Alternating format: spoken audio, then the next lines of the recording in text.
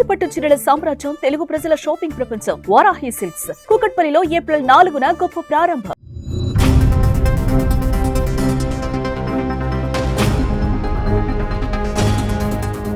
మరికొన్ని గంటల్లో కొత్త ఆర్థిక సంవత్సరంలోకి అడుగు పెట్టబోతున్నాం. కొత్త ఏడాదిలో ఆర్థిక వ్యవహారాలకు సంబంధించి అనేక మార్పులు చోటు చేసుకోబోతున్నాయి. బడ్జెట్లో ప్రకటించిన ఆదాయపు పన్ను మార్పులు, కొత్త స్లాబులు ఏప్రిల్ 1 నుంచి అమల్లోకి రానున్నాయి.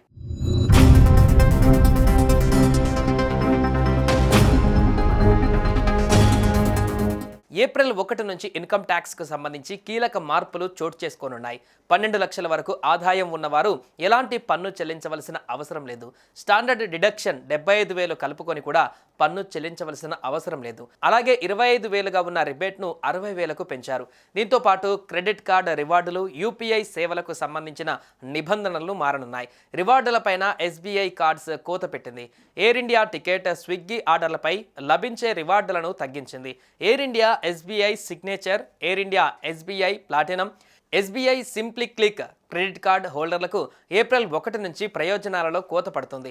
అలాగే యాక్సిస్ బ్యాంక్ కూడా విస్తార క్రెడిట్ కార్డు రివార్డును వచ్చే నెల నుంచి సవరించనుంది. ఈ కార్డు వాడే వారికి కొన్ని ప్రయోజనాలలో కోత పడనుంది. ఐడిఎఫ్సి ఫస్ట్ బ్యాంక్ కూడా ఏప్రిల్లో రెన్యువల్ అయ్యే విస్తార కార్డులకు వార్షిక ఛార్జీ తొలగించింది. ఇక SBI, Punjab national bank, Canara bank, మరికొన్ని బ్యాంకులు కనీస బ్యాలెన్స్కు సంబంధించిన అనేక నియమాలను మార్చాయి. ఇప్పుడు ఈ బ్యాలెన్స్ మీ ఖాతా పట్టణ, సెమీ అర్బన్ లేదా గ్రామీణ ప్రాంతాలలో ఉందా అనే దానిపైన ఆధారపడి ఉంటుంది. నిర్దేశించిన మొత్తం కంటే తక్కువ బ్యాలెన్స్ కలిగి ఉన్నందుకు మీరు జరిమానా కూడా చెల్లించవలసి రావచ్చు.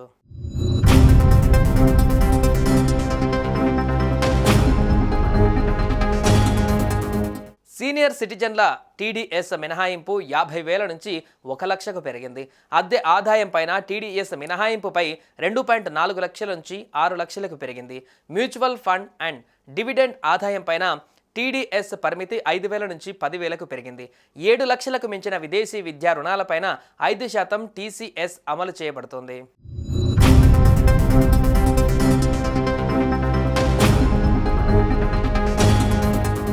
ఏప్రిల్ 1, 2025 నుంచి భారత ప్రభుత్వం వాట్సాప్, టెలిగ్రామ్ మెసేజ్లు, ఈమెయిల్స్ అన్నీ చదవనుంది. అవును, ఇది నిజమే. కానీ అందరి మెసేజ్లు మాత్రం చెక్ చేయరు. కొంతమంది మాత్రమే తప్పకుండా చేస్తామని ఆర్థిక మంత్రి అన్నారు. భారత ప్రభుత్వ కొత్త చట్టం ప్రకారం ఏప్రిల్ 1, 2025 నుంచి మీ వాట్సాప్, టెలిగ్రామ్ మెసేజ్లు, ఈమెయిల్స్ వంటి డిజిటల్ కమ్యూనికేషన్స్కు అధికారులు యాక్సెస్ పొందనున్నారు.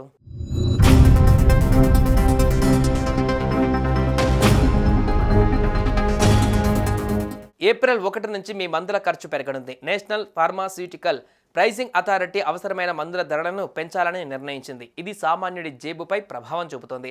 నిజానికి మందుల ధరను నియంత్రించడానికి ప్రభుత్వం అనేక ముఖ్యమైన మందులను ధర నియంత్రణ జాబితాలో చేర్చింది. ప్రభుత్వ గణాంకాల ప్రకారం ఈ కార్యక్రమం ద్వారా రోగులకు ప్రతి సంవత్సరం దాదాపు 3,788 కోట్లు ఆదా అవుతుంది.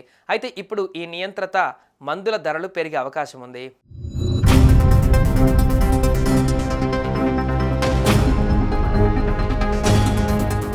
ఈ సమయంలో దేశంలోని కార్ల కంపెనీలు సైతం తమ వివిధ మోడళ్ల రేట్లను పెంచాలని నిర్ణయించాయి. ఏప్రిల్ నెల నుంచి దేశంలోని అనేక ఒరిజినల్ పరికరాల తయారీదారులు తమ ప్రయాణికుల వాహనాల ధరలను పెంచుతుంటాయి. పెరుగుతున్న నిర్వహణ, ఇన్పుట్ ఖర్చులను భర్తీ చేసేందుకు కంపెనీలు ఇలా చేస్తుంటాయి. దీనికి తోడు క్షీణిస్తున్న రూపాయి ధర సైతం కార్ల విక్రయ ధరలను ప్రభావితం చేస్తుంది. గత చరిత్రను గమనిస్తే ప్రతి ఆర్థిక సంవత్సరంలో కార్ల తయారీ సంస్థలు 2 సార్లు తమ ప్యాసింజర్ వాహనాల రేట్లను పెంచుతుంటాయి. 1 జనవరిలో కాగా, రెండవది ఏప్రిల్ మాసంలో. ప్రపంచవ్యాప్తంగా ఉన్న ఉద్రిక్తతలతో సరఫరా గొలుసు అంతరాయాలు కూడా రేట్ల పెంపునకు కారణంగా ఆటో ఇండస్ట్రీ వర్గాలు చెబుతున్నాయి.